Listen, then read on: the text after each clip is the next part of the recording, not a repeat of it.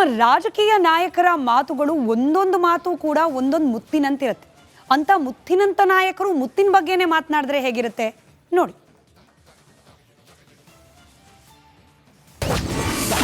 ಕಾಂಗ್ರೆಸ್ನ ಕಾಸ friends ಕೊಟ್ಕೊಂಡ್ರ leaders. ಇದನ್ನ ಅದ್ಯಾವ ಭಾಷೆಯಲ್ಲಿ ಹೇಳ್ಬೇಕೋ ನಾ ಕಾಣೆ. ಚಲುವರಾಯ ಸ್ವಾಮಿಗೆ ಕಿಲಾರ ಜಯರಾಮ್ ಹೊಡೆದ್ರಂತೆ, ಭಾರಿ ಗಲಾಟೆ ಆಯ್ತಂತೆ. ಸಚಿವರಿಗೆ ಹಿಂಗಾದ್ರೆ ಮುಂದೆ ಹೆಂಗೆ ಅನ್ನೋ ಪ್ರಶ್ನೆ ರಾಜ್ಯದಾಗ ಮಸ್ತ್ ಚರ್ಚೆ ಆಗ್ತಿದೆ. ಇದರ ನಡುವೆ ಮಾಜಿ ಶಾಸಕ ಸುರೇಶ್ ಗೌಡ ಒಂದು ಮುತ್ತಿನ ಕತೆ ಹೇಳಿದ್ದಾರೆ. ಸಚಿವರಿಲ್ಲ, ನಮ್ದದು ಖಾಸಗಿತನದಲ್ಲಿ ಖಾಸಂಗದಲ್ಲಿ ಏನ್ ನಡೀತು, ಅವ್ರೇನೋ ಒಂದು ಮುತ್ತು ಕೊಟ್ಟು ನಾನೇನೋ ಒಂದು ಮುತ್ತು ಕೊಟ್ಟೆ, ಅವ್ರು 4 ಮುತ್ತು ಕೊಟ್ರು ಅಂತ ಹೇಳ್ತಾವ್ರೆ. ಇನ್ನು ಆ ಮುತ್ತಿನ ಕತೆಗೊಂದು ಕ್ಲೈಮ್ಯಾಕ್ಸ್ ಇಲ್ಲ. ಪೊಲೀಸರು ಪ್ರಶ್ನೆ ಮಾಡ್ತಿಲ್ಲ, ಸಚಿವರಿಗೆ ಹೊಡೆದ್ರು ಒಂದು ಸುಮೋಟೋ ಕೇಸ್ ಇಲ್ಲ. ಹಿಂಗಾದ್ರೆ ಹೆಂಗೆ ಸ್ವಾಮಿ ಅನ್ನೋದು ಸುರೇಶ್ ಗೌಡ್ರ ಪ್ರಶ್ನೆ. ರಾಜಕಾರಣ ಎಲ್ಲಿಗೆ ಹೋಗಿದೆ? ಸರ್ಕಾರ ಏನ್ ಮಾಡ್ತಾ ಇದೆ?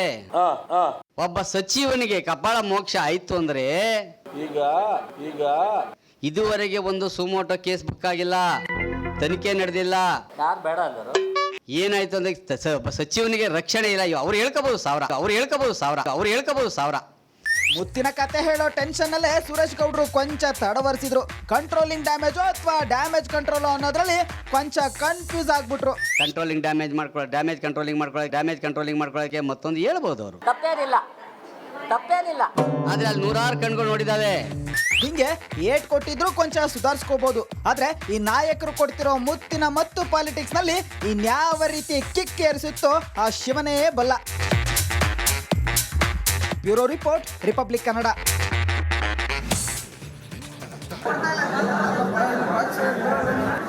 Increasingly close to 100 Congress got, and thought from 55 if I went to 100 people are with me. Yes, people are with you for being in the opposition, but you're not doing that job. You're talking on halwa one day, you're talking on youth another day, you're taking a copy of the constitution when the chairman says you're not supposed to hold anything in your hand. No pictures, no placards, no books, no whatever, but you're doing all these. ಇಲ್ಲಿರೋ ಜನಗಳದ್ದೇ ಭೂಮಿ. ಒಂದು ಸಲ ವಕ್ಫ್ ಆಸ್ತಿ ಆದ್ರೆ ಅದು ಯಾವಾಗಲೂ ವಕ್ಫ್ ಆಸ್ತಿಯೇ ಅಂತಿರುವ ವಕ್ಫ್ ಜನರಲ್ಲಿ ಮತ್ತಷ್ಟು ಆತಂಕ ಮೂಡಿಸಿದೆ. ಸರ್ಕಾರ ಈ ಕೇಸ್ ಬೇಗ ಇತ್ಯರ್ಥ ಮಾಡಬೇಕೆಂದು ಜನ ಆಗ್ರಹಿಸಿದ್ದಾರೆ. Veeresh Hiremath, metro bureau, republic Kannada. 4% ಮೀಸಲಾತಿಯನ್ನ ಕೊಡಬೇಕು. ಸರ್ಕಾರದ ಕಾಮಗಾರಿಗಳ ಗುತ್ತಿಗೆಯನ್ನ ನೀಡೋ ವಿಚಾರದಲ್ಲಿ ಅಲ್ಲಿಗೆ ಮೀಸಲಾತಿಯ ಪ್ರಮಾಣ ಮತ್ತಷ್ಟು ಹೆಚ್ಚಾಗುತ್ತೆ. 47% ತಲುಪುತ್ತೆ ಮೀಸಲಾತಿಯ ಪ್ರಮಾಣ. ಆದರೆ ಕಾಂಗ್ರೆಸ್ ಕಡೆಯಿಂದ ಬರ್ತಾ ಇರುವ ಸ್ಪಷ್ಟನೆ ಅಂತಂದ್ರೆ, ಇನ್ಫ್ಯಾಕ್ಟ್ DK ಶಿವಕುಮಾರ್ ಅವರು ಕೂಡ ಹೇಳಿದ್ದಾರೆ, ಇಂಥ ಪ್ರಸ್ತಾವನೆ ಸರ್ಕಾರದ ಮುಂದಿಲ್ಲ, ಇದೆಲ್ಲ ಕೇವಲ ಸುಳ್ಳು ಆರೋಪ, ಚುನಾವಣೆ ಸಂದರ್ಭದಲ್ಲಿ ಬಿಜೆಪಿ ಬಳಕೆ ಮಾಡ್ಕೊಳ್ತಾ ಇರುವ ಅಸ್ತ್ರ.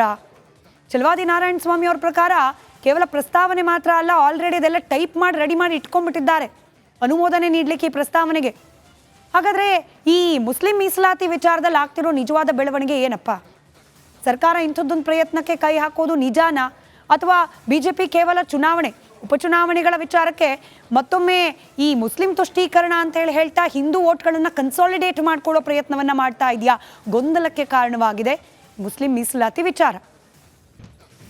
ಕಾಂಗ್ರೆಸ್ ಸರ್ಕಾರ ಅಧಿಕಾರಕ್ಕೆ ಬಂದ ಸಂದರ್ಭದಲ್ಲೆಲ್ಲವೂ ಕೂಡ ವಿರೋಧ ಪಕ್ಷಗಳ ಸಹಜ ಅಥವಾ ಕಾಮನ್ ಅನಿಸುವಂತಹ ಆರೋಪ ಅಂತಂದ್ರೆ ಅತಿಯಾದ ಮುಸಲ್ಮಾನರ ಓಲೈಕೆ ಮಾಡಲಾಗುತ್ತೆ ಅಂತ ಹೇಳಿ. ಅದು ಕೇವಲ ನಮ್ಮ ರಾಜ್ಯದಲ್ಲಿ ಕಾಂಗ್ರೆಸ್ ಆಡಳಿತಕ್ಕೆ ಬಂದರೆ ಮಾತ್ರ ಸೀಮಿತವಾಗಿ ಉಳಿದಿಲ್ಲ, ಬೇರೆ ಬೇರೆ ರಾಜ್ಯದಲ್ಲಿ ಇನ್ಫ್ಯಾಕ್ಟ್ ದೇಶದ ಆಡಳಿತ ನಡೆಸ್ತಿದ್ದ ಸಂದರ್ಭದಲ್ಲೂ ಕೂಡ ಕಾಂಗ್ರೆಸ್ ಮೇಲೆ ಇಂಥದ್ದೊಂದು ಅಪವಾದ ಅಂಟಿಕೊಂಡಿದೆ.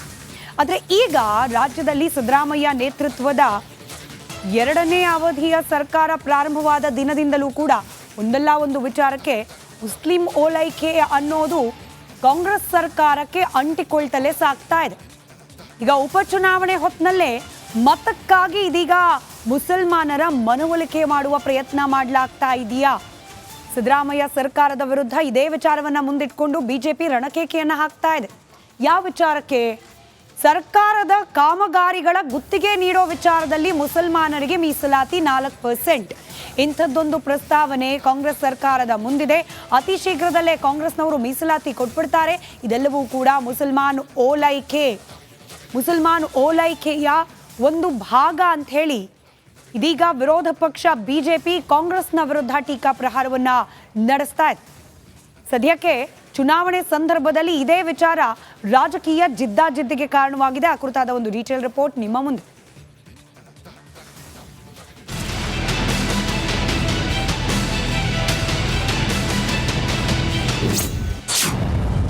ಸರ್ಕಾರಿ ಕಾಮಗಾರಿಗಳಲ್ಲೂ ಮೀಸಲಾತಿ.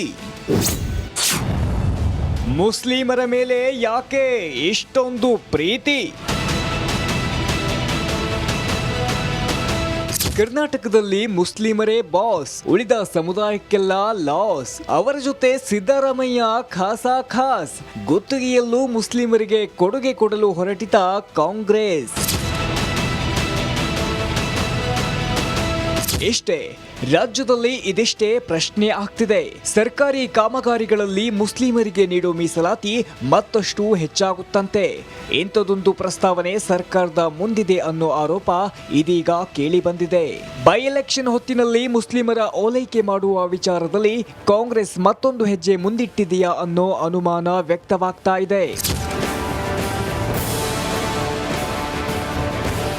ಹೌದು, ಸರ್ಕಾರಿ ಕಾಮಗಾರಿಗಳ ಗುತ್ತಿಗೆಯಲ್ಲಿ ಮೀಸಲಾತಿ ತರಲು ರಾಜ್ಯ ಸರ್ಕಾರ ಚಿಂತನೆ ನಡೆಸಿದೆ. ಅಸಲಿ ವಿಚಾರ ಅಂದ್ರೆ ಸರ್ಕಾರಕ್ಕೆ ಅಲ್ಪಸಂಖ್ಯಾತ ಕಲ್ಯಾಣ ಇಲಾಖೆ ಪ್ರಸ್ತಾವನೆ ಸಲ್ಲಿಸಿದೆಯಂತೆ. 1 ಕೋಟಿ ಕಾಮಗಾರಿ ಇದ್ರೆ ಅಂಥದ್ರಲ್ಲಿ 4% ಗುತ್ತಿಗೆಗಳನ್ನ ಮುಸ್ಲಿಮರಿಗೆ ನೀಡಬೇಕು ಅನ್ನೋ ಪ್ರಸ್ತಾವನೆ ಇದೆಯಂತೆ. ಸರ್ಕಾರಕ್ಕೆ ಸಚಿವ ಜಮೀರ್ ಅಹ್ಮದ್ ಖಾನ್, ರಹೀಂ ಖಾನ್ ಪ್ರಸ್ತಾವನೆ ಸಲ್ಲಿಸಿದ್ದು, ಬೆಳಗಾವಿ ಅಧಿವೇಶನದಲ್ಲಿ ಕಾಯ್ದೆಗೆ ತಿದ್ದುಪಡಿ ತರಲು ಚಿಂತನೆ ನಡೆಸಿದ್ದಾರೆ ಅನ್ನೋ ಆರೋಪ ಕೇಳಿ ಬಂದಿದೆ. ಪ್ರಸ್ತಾವನೆ ಮಾತ್ರ ಅಲ್ಲ, ಬಿಲ್ ಪಾಸ್ ಮಾಡಬೇಕು ಮುಂದಿನ ಅಧಿವೇಶನದಲ್ಲಿ ಅಂತೇಳಿ ಆಗ್ಲೇ ಟೈಪ್ ಆಗಿ ಬಂದ್ಬಿಟ್ಟಿದೆ. ಸುಳ್ಳು ಹೇಳೋದ್ರಲ್ಲಿ ಮಾನ್ಯ ಮುಖ್ಯಮಂತ್ರಿಗಳು ಬಹಳ ನಿಸ್ಸೀಮರಾಗ್ಬಿಟ್ಟಿದ್ದಾರೆ. ಎಷ್ಟು ಅವರಿಗೆ ಎಕ್ಸ್ಪೀರಿಯನ್ಸ್ ಆಗ್ಬಿಟ್ಟಿದೆ ಅಂತಂದ್ರೆ ಅವರು ಸುಳ್ಳು ಮುಂದೆ ಯಾವ ಸತ್ಯಗಳು ಈಗ ನಡೀತಾ ಇಲ್ಲ, ಆ ಮಟ್ಟಕ್ಕೆ ಹೋಗ್ಬಿಟ್ಟಿದ್ದಾರೆ. ರಾಜ್ಯದಲ್ಲಿ ಒಂದು ಕಡೆ ಇಷ್ಟೆಲ್ಲ ಚರ್ಚೆ ಆಗುತ್ತಿದ್ರೆ ಅದು ಉಪಚುನಾವಣೆ ಮೇಲೆ ಪರಿಣಾಮ ಬೀರುವ ಆತಂಕ ಕಾಂಗ್ರೆಸ್ ಅನ್ನ ಕಾಡೋಕೆ ಶುರು ಮಾಡಿದೆ. ಹೀಗಾಗಿ ಈ ವಿಚಾರದಲ್ಲಿ ಯಾವುದೇ ಮುಸ್ಲಿಂ ನಾಯಕರು ಪ್ರತಿಕ್ರಿಯೆ ನೀಡಬಾರದು ಅಂತ ಸಿಎಂ ಸಿದ್ದರಾಮಯ್ಯ ಖಡಕ್ ಸೂಚನೆ ನೀಡಿದ್ದಾರಂತೆ. ಅದೇ ಕ್ಲಾರಿಫಿಕೇಶನ್ ಸಿಎಂ ಕಡೆಯಿಂದ ಕೊಟ್ಟಿದ್ದಾರೆ. ಅದು ಎಲ್ಲ 7 ಜನ MLA ಸೇರಿ ಕೊಟ್ಟಿರೋದು. ಅದು ಕನ್ಸಿಡರೇಷನ್ ಅಲ್ಲಿ ಇದೆ, ತೀರ್ಮಾನ ಆಗಿದೆ. ಇನ್ನು ಇದೇ ಗ್ಯಾಪ್ನಲ್ಲಿ ಸರ್ಕಾರ ಡ್ಯಾಮೇಜ್ ಕಂಟ್ರೋಲ್ಗೆ ಮುಂದಾಗಿದೆ. ಸರ್ಕಾರಿ ಕಾಮಗಾರಿಗಳಲ್ಲಿ ಮುಸ್ಲಿಮರಿಗೆ ಮೀಸಲಾತಿ ಬಗ್ಗೆ ಬೇಡಿಕೆ ಬಂದಿದ್ದು ನಿಜ, ಆದ್ರೆ ಯಾವುದೇ ಪ್ರಸ್ತಾವನೆ ಇಲ್ಲ ಅಂತ ಸಿಎಂ ಕಚೇರಿ ಸ್ಪಷ್ಟನೆ ಕೊಟ್ಟಿದೆ. ಇಲ್ಲಿಂದ ಮುಂದೆ ಈ ಗುತ್ತಿಗೆ ಮೀಸಲಾತಿ ಪಾಲಿಟಿಕ್ಸ್ ಎಲ್ಲಿಗೆ ಹೋಗಿ ಮುಟ್ಟುತ್ತೋ ಕಾದು ನೋಡಬೇಕಿದೆ. Bureau report, republic Kannada.